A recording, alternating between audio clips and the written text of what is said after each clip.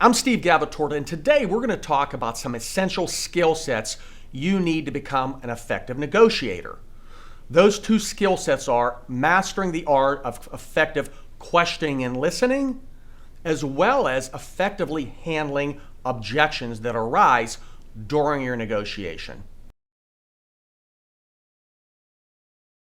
Let's first look at effective questioning skills. Basically, what you want to do in the negotiation is really create a dialogue rather than a monologue.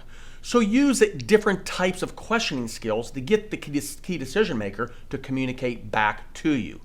So use a combination of what we call open-ended questions.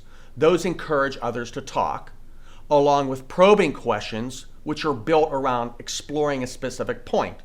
Also use close-ended questions as well, really when you want to obtain a specific answer, validate a specific point, and then also use summarizing questions, which is basically about reviewing and validating everything you heard from that key decision maker.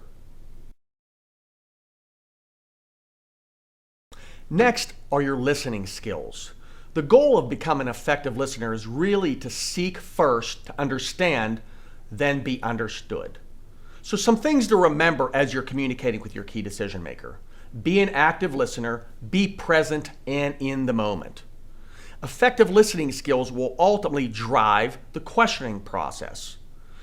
Take notes, continue the questioning process, take a couple seconds and think things through before responding, and taking notes will allow you to do that.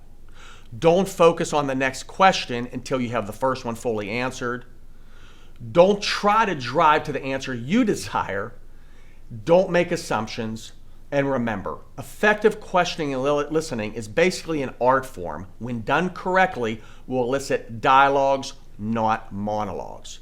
And most importantly, practice the 80-20 rule. Basically, that means you should be listening 80% of the time, talking 20% of the time.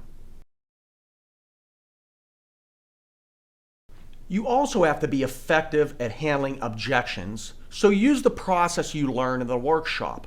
First and foremost, acknowledge the objection that you've heard. Secondarily, identify the specific nature of the objection, and then lastly, answer the objection effectively. There's some other methods you can use to handle objectives too. The 3 F's, feel, felt, and found. Basically goes like this: I understand how you feel.